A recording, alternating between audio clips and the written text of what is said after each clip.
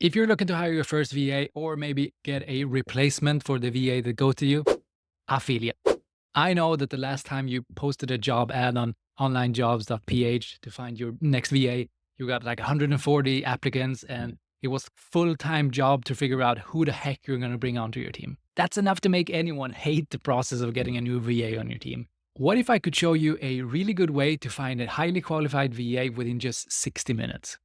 No more sitting down through like super long interviews or reading all these semi-fake resumes, only to later on realize that they don't actually have the skills that you want them to have. And even though everybody claims to be willing to learn and be a fast learner, you realize that they're actually not. They're just not a good fit for the job. And PS, if you're doing one of those like awkward qualifications where you say, hey, reply with your favorite quote, we're not going to do that either. To be honest, it's probably getting you the wrong people on board. And we're going to talk about why that is. When I got hired for my job as a technical advisor, EOD in Iraq, I was supposed to go there for helping NGOs clear mines out of the ground after ISIS. They put me through, I think, 3 or 4 different type of interviews. It was a long process. I had to send them a bunch of papers. This is a hiring process, right? It took weeks, even took months, to be honest.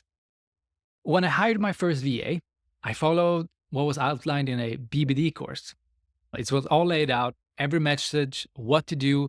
It probably took me 2 weeks at least. It took me 1 week to actually get to the point of sending all the messages out, reading all the responses, understanding what it is that I want, going through these like qualifiers, like, oh, they added a quote. That's good. These people did not, so I'm going to exclude them. I probably spent like 6 to 12 hours to find one VA. So I was super excited. And like, hey, I got my first VA. She's on board. We're going to do this for the end of life. And it's going to build this amazing business. And then it took 3 weeks and she ghosted me. She disappeared. So I'm like, oh, fine. Okay. I mean, I'm new to this world. Like, I'll figure it out. I did it again. And then it took 2 months and then they disappeared like into the abyss. Heck is wrong. And I learned a bunch of things why people disappeared, which you'll hear in other episodes. But what we're going to focus about today is making sure that it doesn't take you 6 to 12 hours to find a new person. It will take you 60 minutes to get a new person. And you won't have to do all that like arduous work and that grueling stuff of trying to figure out the right one. Because we're going to do something way smarter than asking silly questions to make sure they have read the text. And we're going to be way smarter than just looking at someone's made up resume. Because honestly, we don't care. I don't care about people's resume. I don't care. I care if they could solve the task. And if you've listened to other episodes, there are basically 2 things that makes me think that I want people on my team. Number 1, and that's the foremost thing, is are they a good communicator? The biggest mistake I see when online course creators, agency owners, and coaches hire their first or whatever 10th VA is that they approach it as if they're trying to hire CEO of Starbucks, like a multi-billion-dollar company, and you're trying to find the perfect one. Because if you do, it has a huge impact. And that approach, I think it's all wrong. And here's why. You're not hiring a manager. You're probably not Starbucks. And honestly, you're not even hiring them at all. You're just asking someone to maybe do a task for you. The risk you're taking, if you watch my previous episodes, the risk you're taking is basically 0, especially if you listen to my previous episodes about how to make your first task risk-free so you can feel comfortable delegating them without risking reputation or brand. So I want you to look for people who can do the job, not people who can convince you that they can do the job. Does that make sense? Like, if you and I show up on an interview and I'm a really good salesperson, I could probably make you think that I have any idea how to work Kajabi or any type of software stuff like that. But I'm a really good talker, so I could probably make you think that, oh shit, this guy, he knows his things, especially if you are not well-versed within that subject. If you're hiring for something that you don't really understand and you're talking to someone who's really good at talking, pretty sure that can make it sound great. Like, oh, they use some fancy words which you don't understand and probably they don't do either, just so they can convince you that they got their shit together. So instead of wasting your time on long interviews, trying to assess the skills of other people, here's what you should do instead. Before I tell you that, I should probably mention that I come from a military world where we don't get to choose our teammates. We get people into our world. And then my job or our job is to train those people to become the absolute best version of themselves. And once we've done that, we figure out where the heck can they perform the best. My job is never to fire someone, send them off. My job is to get people to become really good. So what I want you to do, and what we do in the military, is to test them. I know this is revolutionary, right? Like, of course you got to test them. Yes, but I want you to test them straight off the bat. No sitting down with them, talking to them. I'm going to give you exact script of how I do this in a really fast way. But the idea here is that actions speak louder than words. You want people who can actually give you the results, not people who can tell you they can give you the results. With this system, you could test 20 people per week and just pick the best one or pick the 3 best ones. So instead of listening to the old adage of hire slow, fire fast, I want you to do the opposite. Hire fast and fire slow. I come with the assumption that people come into my world, I can either onboard them for 3 weeks or 5 weeks or 2 months or whatever, this Starbucks CEO, and make sure he knows everything. Or I can assume that I bring someone into my world and I assume that I have to train them. So we're going to bring someone quickly onto our team. We're going to give them a task and we're going to see how they react. And then we're going to give them feedback and a chance to improve. And then we're giving them a few chances to do that. And if they're good, we just keep working with them. And if they suck, we evaluate whether it's me, it's the business, or them. Because chances are it's actually not them. Maybe they don't have the information. Maybe they don't have the structure. Or maybe it is them. But at least we assume that people come into our world and we can train them to do things better than when we first met them. For those of you who are now thinking, wait, maybe should I fire my teammate or not? Check out episode 7. There's like a quick assessment in there, and you could figure out whether or not you should fire someone or keep them, whether it's you, your business, or them who needs to shape up.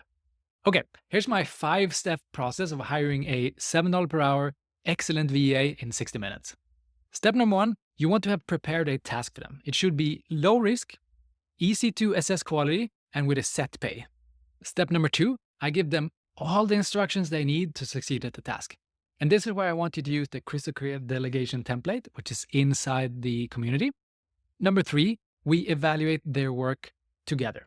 So they've done their thing, they've come back with results. Now it's time for me and that person to evaluate whether or not it's been successful. This is where we do some inevitable corrections. And as I've told you before, my focus is to make sure that this person is an excellent communicator, because if he or she is, then we could make things work. But if their communication sucks, then it's pretty much like, there's not much we can do here. Sorry. Number 4, this is where I have the conversation with the person. And I want to check is this person someone who's fun to work with? Are we going to enjoy doing things together, or it's going to be like boring? You should also note that I do this at the end. I don't want to waste time on someone who can't even solve the basic task. So once they've solved the task and we've communicated a little bit together through Slack or whatever, and either you're like, this person has some great potential. Let's see if this is a long-term engagement, right? And then I have the conversation. Now we talk like, hey, what's up? Who are you? What do you want in life? What's you here for? Do we align? Stuff like that. This is your chance to kind of build engagement and get them to personally connect with you. And if you're building a team for long term, you definitely need to meet them and hang out and make sure that you all have fun together. Build a real team. So once I've prepared a task for them, given them all the instructions, they've gone out to do that. They've come back with results. We have evaluated that thing. Now that I've had that conversation and I've looked them in the eyes and we had fun together, now it's time to give them the formalities. Okay, set up the contracts, make sure they don't steal our shit. Now it's time to dedicate some time and invest some energy into this person. You will notice that I'm moving all the complicated, all the heavy stuff to the end. And this is definitely how I want you to do it. You want to kind of see it like a funnel. You don't want to spend most of your energy, most of your time on the top level of the funnel. The people at the bottom, they're the most engaged. They're the ones who you really are starting to build a little bit of a relationship with. So it makes sense to filter out all the people. And then when you have a few down there who could do the task, who understand your instructions, and they are fun to work with, now you could start setting up like the rules and stuff for what it is that you're going to do together. To sum it up, I prepare them a task. I give them all the instructions. We evaluate their work together. We have a conversation whether or not we're a good fit, and then we go into the formalities, the contract, etc. And the assumptions that I'm working off is something like this. I believe that their results are way better indicators than their words. I also truly believe that there is no real effective test to select the best candidate beforehand. I mean, otherwise everybody would already be using it. They exist, but for people like us who don't have like a huge HR department, or we don't have the resource to do that, it doesn't make any sense. Like the military does that, but it's like to get to where I got to all of those processes, it's like years and years and years and years. We don't want that. We just want to get someone on board, see if they can do the job. And then if they can do the job, we add complexity, we add a little bit more risk, we add responsibility. And suddenly they will be our integrator or operations manager or whatever you want to call it. If you do it this way, there are a bunch of benefits. First of all, there's no long-term commitment. Like if they fail the first level, then you just say, hey, it's fine. You couldn't complete the task. That's fine. See you later. Or maybe not. You will have full freedom to work as much or as little as you want.